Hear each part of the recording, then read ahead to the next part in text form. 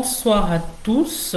Je vous souhaite la bienvenue dans ce live aujourd'hui où le sujet va porter sur la gestion des absences.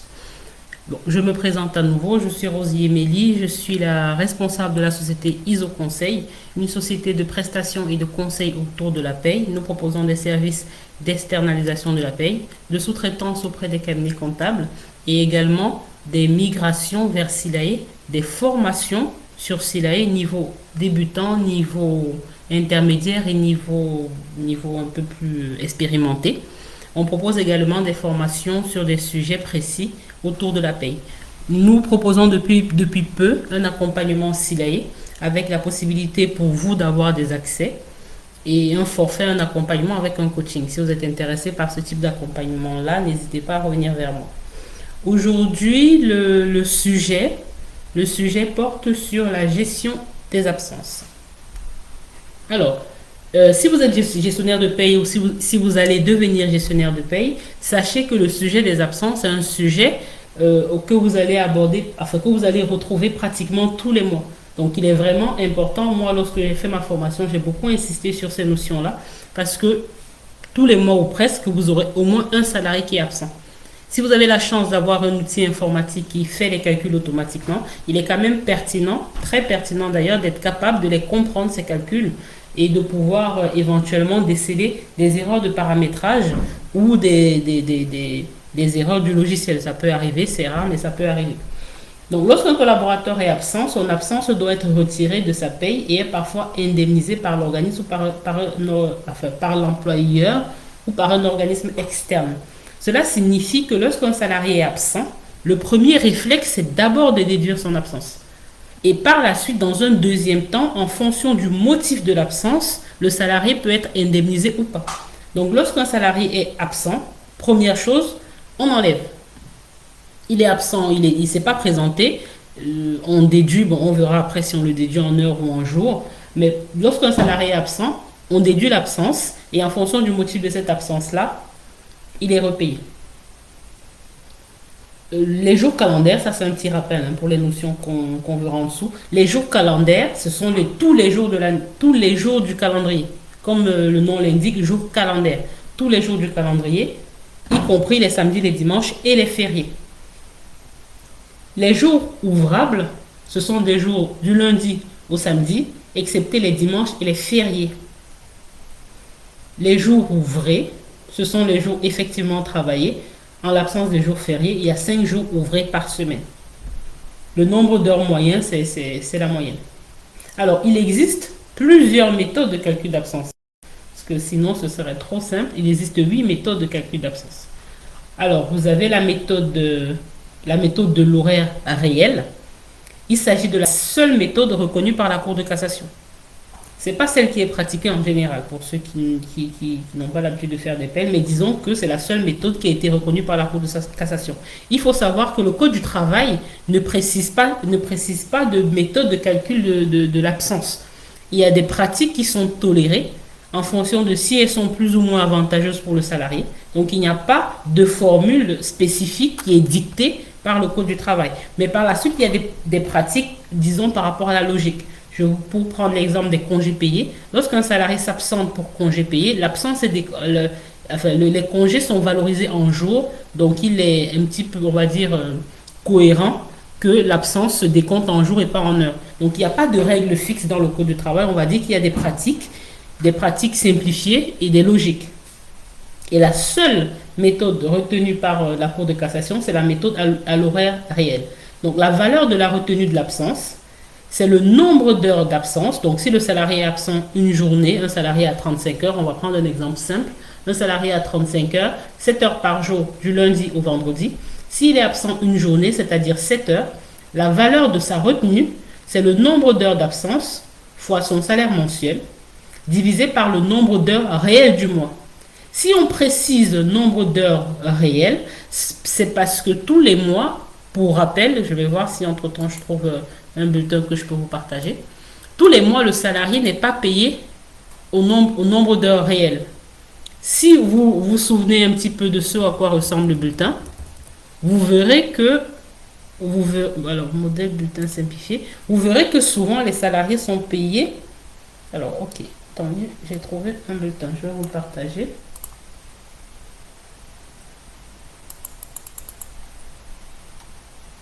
Sur un bulletin de salaire, vous avez ici, tous les mois, le salarié est payé 151,67. Il n'y a aucun salarié qui, tous les mois, fait exactement 151,67. C'est ce qu'on appelle la mensualisation. 151,67, comment on a trouvé cette valeur? Un salarié qui fait 35 heures par semaine, on ramène la valeur à l'année, oui, fois 52. Ça fait 1820 par an. Et on divise par 12, ça fait 151,67. On arrondit là et ça fait 151,67. Donc tous les mois, les salariés mensualisés ne sont pas payés au nombre d'heures réelles travaillées. Ils sont payés par rapport à un nombre d'heures mensualisées. Et ce que la Cour de cassation valide comme méthode de calcul d'absence, c'est que bien que le salarié soit payé tous les mois un nombre d'heures moyen, lorsqu'il est absent, on doit valoriser son absence par rapport au réel du mois. Donc, pour reprendre cet exemple, si mon salarié est absent une journée, pour valoriser, pour trouver la valeur de son heure de travail, je ne vais pas faire 2200 divisé par 151,67. Je vais prendre mon calendrier, regarder sur quel mois je me trouve. Si je suis en janvier, j'aurai par exemple 22 jours travaillés. Si je suis en février, j'en aurai 20 ou 19. Ça dépend de comment les week-ends tombent. Donc la Cour de cassation dit que bien que le salarié soit mensualisé, son heure d'absence ne vaut pas la même chose tous les mois. Donc si mon salarié est absent un mois donné, je dois valoriser son heure ou sa journée au réel du mois. Donc si je suis en janvier pour un mois, supposons qu'en janvier, 22 jours travaillés, ça fait fois 7, 154. Donc si je suis au mois de janvier, 2200 divisé par 154. C'est ça la valeur de mon absence en janvier. Vous voyez qu'elle est différente de mon taux horaire ici. Donc lorsque j'emploie la méthode réelle, horaire réel, on verra que le même principe s'applique au jour. Lorsque j'emploie la méthode horaire réelle, la valeur de mon heure d'absence peut être différente de la valeur de mon taux horaire. Si là, je vous ai pris l'exemple du mois de janvier avec 22 jours travaillés. Si je suis en février j'ai 20 jours travaillés, réel, hein, là on parle de réel, pas de moyenne.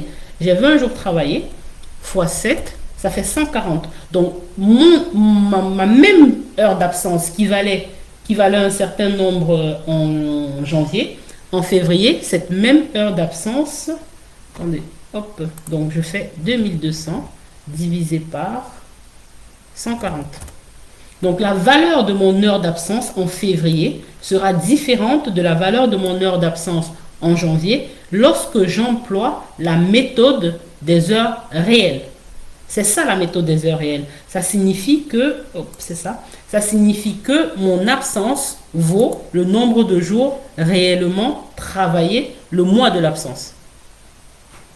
Et c'est la seule méthode, comme je vous dis, qui est validée par la Cour de cassation. Je vous dis déjà que ce n'est pas celle qui est utilisée en pratique parce que en tant que prestataire paye, lorsqu'on travaille dans les cabinets comptables ou dans les sociétés d'externalisation comme la mienne, c'est pas évident d'expliquer à un employeur que son salarié était absent en janvier. Son absence valait 14 euros. Le même salarié, sans augmentation de salaire, au mois de février, se retrouve avec une valeur d'absence de 15 euros. Mais ça, on y reviendra. C'était juste pour vous dire, la méthode de l'horaire réel, c'est la méthode reconnue par la Cour de cassation. La retenue de l'absence, c'est par rapport au nombre d'heures réelles du mois. Donc, cette valeur change en fonction de si on est sur un mois plus ou moins long.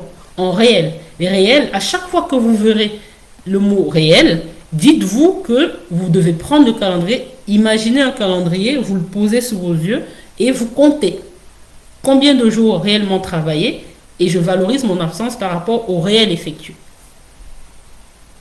La méthode de l'horaire mensuel moyen, cela signifie qu'on fait la moyenne. Donc là, peu importe le mois où on se situe, cette absence aura la même valeur.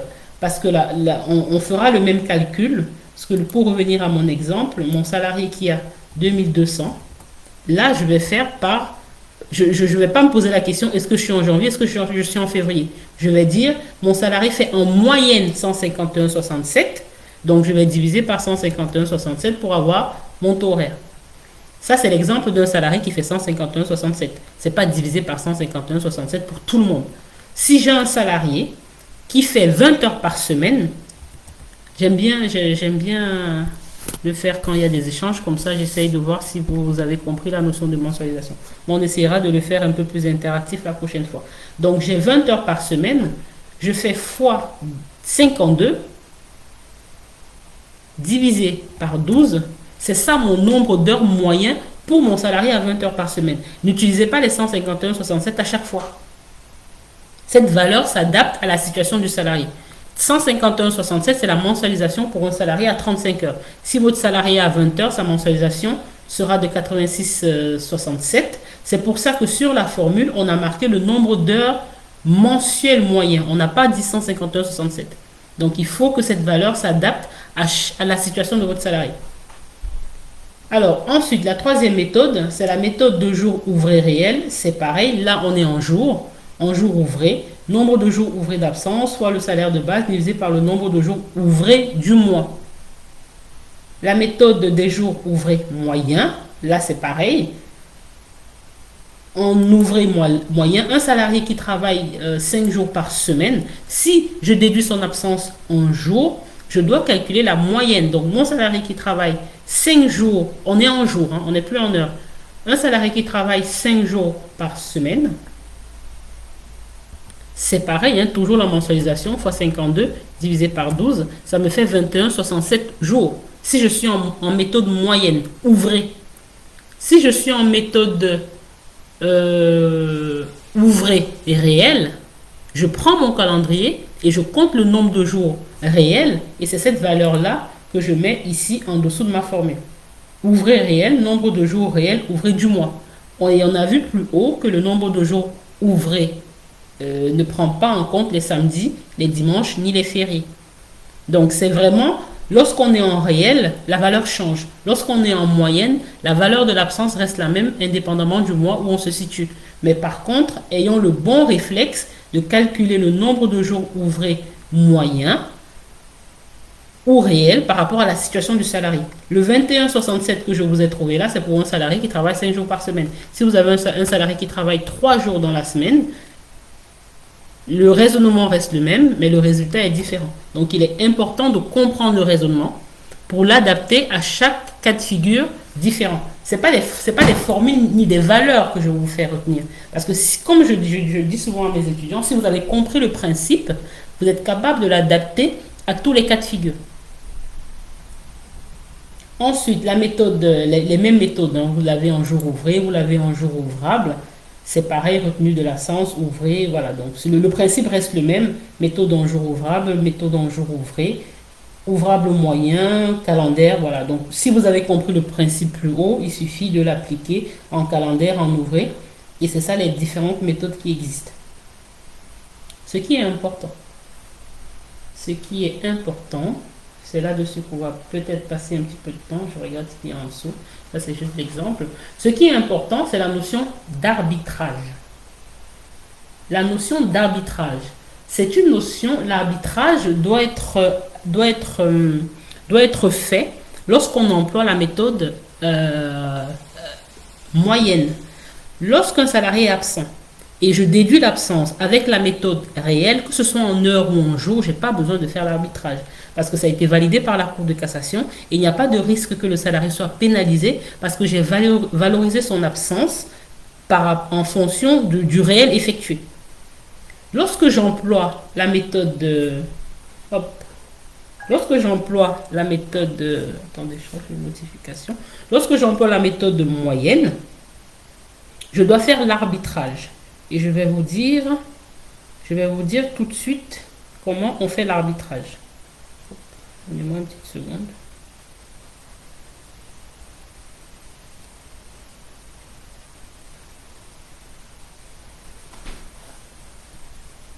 Exercice sur l'absence. Je vais vous dire comment on fait l'arbitrage. Lorsque j'emploie la méthode moyenne, supposons J'ai un salarié, il faut que je prenne un document Word vierge peut-être. J'ai un salarié qui fait 7 heures par jour, comme je vous ai dit. Il fait 7 heures par jour, 5 jours par semaine, 35 heures classique, lundi au vendredi. Il est absent au mois de janvier. Lorsque j'emploie la méthode réelle, je reprends les 2200 divisé. Attendez, non, comment je vais le formuler? Parce que c'est clair dans ma tête, mais il faut que ce soit clair dans mes propos. Alors, lorsque le salarié, voilà, lorsque j'emploie la méthode moyenne, mon salarié est absent 2 jours. 2 jours. Mon salarié est absent 2 jours, ça fait 14 heures d'absence. Donc, en réalité, je vais lui payer 151,67 moins 14.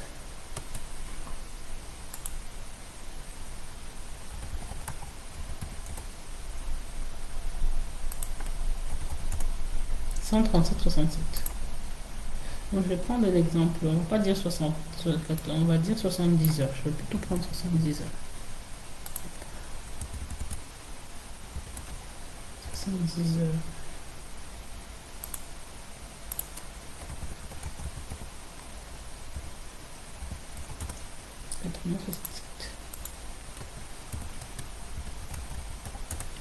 Mon salarié est absent 2 semaines. C'est ça l'arbitrage. Mon salarié est absent 2 semaines.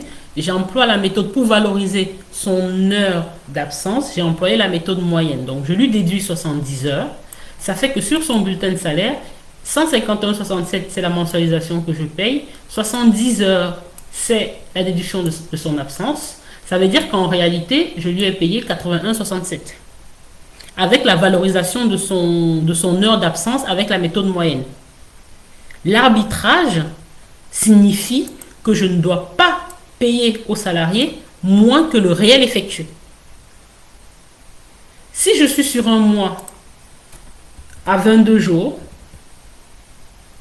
22 fois 7, oh là là, je ne suis pas sur Excel, 22 fois 7, ça fait 154.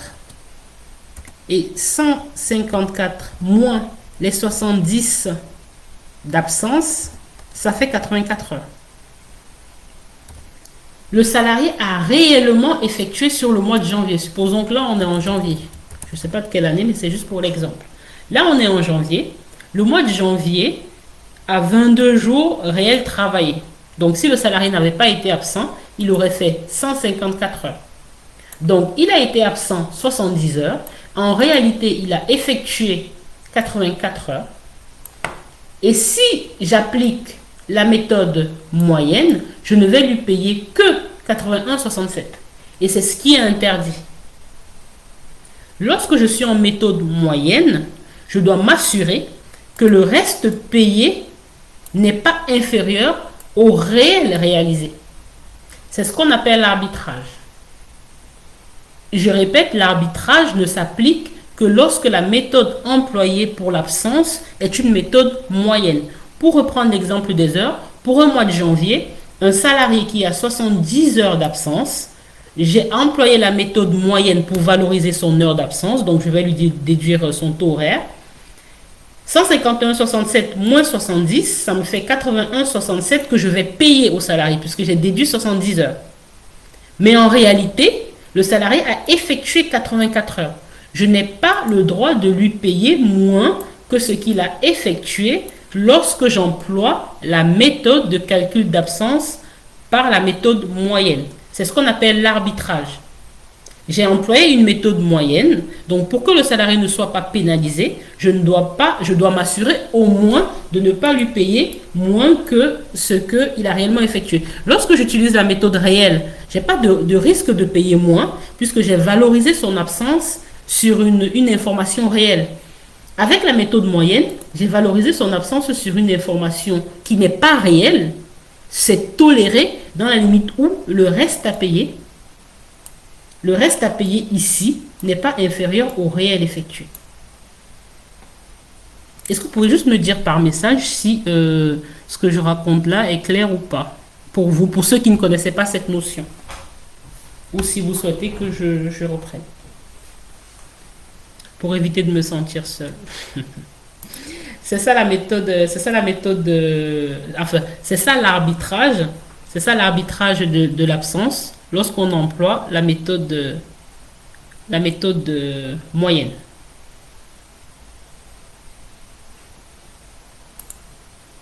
Alors, l'arbitrage de l'absence, la méthode moyenne, c'est ça. Donc, qu'est-ce que je fais? Qu'est-ce que je fais pour éviter de payer au salarié moins que ce qu'il a fait? C'est que plutôt que de lui déduire 70 heures, je vais lui déduire le nombre d'heures qu'il faut pour que le reste à payer soit 84. Donc, je vais tout faire pour lui payer 84. 151,67 moins 84, ça fait combien? 67 quelque chose. 151,67 moins 84. Ça fait 67,67. Ça fait 67,67. Donc 67,67, c'est le nombre d'heures d'absence que je vais déduire. Il peut vous arriver, lorsque vous calculez un bulletin, vous mettez le salarié en absence et vous voyez un nombre d'heures déduit qui vous demandez d'où il sort. Parce que ça, 67,67, c'est pas, enfin, c'est pas ça correspond pas à une absence réelle. En fait, c'est parce que ici, je ne vais pas déduire. Donc, le bulletin de salaire, pour reprendre mon exemple, j'aurai mes 151,67, hop, 151,67 fois, bon, on va dire 12 euros. Je vais calculer après ce que ça fait. Ici, mon absence, attendez, hop. Ça, c'est le salaire de base. 151,67 fois 12 euros. 27. Pourquoi je mets l'espace? Je ne suis pas sûr. Voilà. Ça fait 1820,04. 1820,04. Alors ici, j'ai mon absence. Et mon absence ici, je vais déduire en absence moins 67 fois 12. Et ça sera ça mon absence. Donc lorsque vous utilisez un logiciel qui calcule automatiquement l'arbitrage et que vous cherchez à comprendre d'où vient une certaine valeur, pensez à l'arbitrage. Ça faisait combien? 812,04. Moins 812,04. Si je n'avais pas fait mon arbitrage, hop, si je n'avais pas fait mon arbitrage, mon bulletin de salaire, il aurait été celui-là. Ici, j'aurais déduit 70 heures. Hop, hop, hop. 70 fois 12, 840. J'aurais déduit 840. Et mon salarié aurait gagné moins. Le salaire brut aurait été inférieur. Et c'est ça que je n'ai pas le droit de faire lorsque j'emploie la méthode de l'arbitrage. Lorsque j'emploie la méthode de calcul de l'absence, l'une des méthodes moyennes, si je reviens ici sur mon support de cours, gestion des absences, ici, lorsque j'emploie les méthodes réelles, peu importe la méthode que j'emploie, lorsque c'est une méthode, que ce soit à l'heure ou que ce soit en jour, lorsque j'emploie une méthode réelle, il n'y a pas la notion d'arbitrage. Mais quand j'emploie une méthode moyenne, que ce soit en heure, en jour, ouvrable, calendaire, peu importe, mais lorsque j'emploie la méthode réelle, je dois faire l'arbitrage. Et c'est ça l'arbitrage que je vous ai montré, le calcul de l'arbitrage. Alors, il y a quelques exercices que j'avais fait pour mes élèves là-dessus. Si vous êtes intéressés, je vais vous les partager pour que vous puissiez pratiquer et comprendre un petit peu mieux cette notion d'absence et d'arbitrage lorsqu'on emploie la méthode moyenne. Donc voilà ce que je voulais vous dire aujourd'hui sur la notion d'absence. C'est pas très long, mais c'est très important de le comprendre parce que c'est quelque chose que vous rencontrerez dans tout votre parcours de gestionnaire de paye, pratiquement tous les mois. Et il faudra bien comprendre quelles sont les conséquences du choix de telle ou telle autre méthode sur votre bulletin. Comme je vous le disais, si vous avez un logiciel performant, ça se fera automatiquement. Mais il est préférable, il est conseillé, il est souhaité d'être capable en tant que gestionnaire de paye de comprendre ces notions-là pour pouvoir les corriger si elles sont fausses, parce qu'il peut arriver que le logiciel n'ait pas des informations correctes, et les expliquer si jamais on vous pose la question, parce que le salarié peut vouloir comprendre, votre client entreprise ou vos collègues peuvent vouloir comprendre, donc il est important d'être capable de les expliquer et de pouvoir dire pourquoi c'est fait de telle ou telle autre façon. Donc voilà pour ce qui est de la gestion des absences aujourd'hui. Je ne sais pas si vous avez des questions. Je vous partagerai le support et les exercices pour ceux qui souhaitent. Et s'il y a des questions qui vous reviennent après coup, n'hésitez pas à m'envoyer un petit message. Voilà, je vous souhaite une bonne soirée. J'essaie de ne pas faire très long puisque c'est la fin de la journée. J'essaie de ne pas faire très long et de le faire par petits bouts. Et au final, on arrivera à notre objectif, être des super gestionnaires de paix. Donc voilà, je vous dis bonne soirée et peut-être à la semaine prochaine. Merci.